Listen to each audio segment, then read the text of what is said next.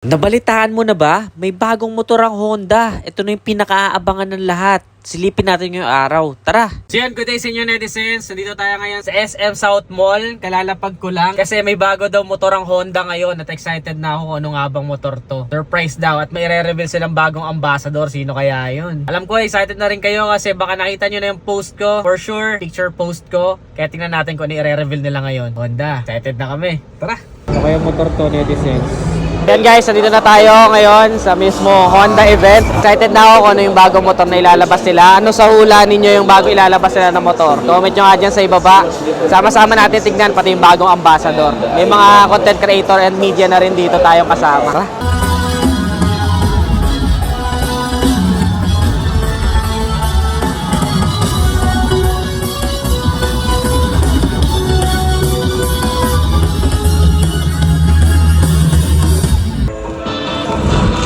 Behind every victory is a powerful winning ride.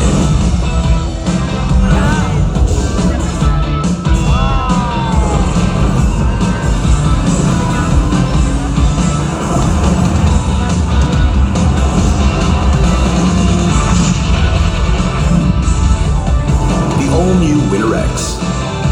Ride like a champion. We have the all-new Winner X in Infinity Red.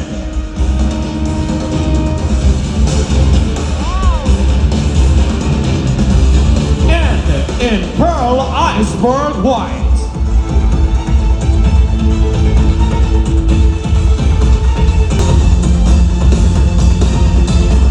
Let us welcome ang pambansang Ginoo, Mr. David Licalco.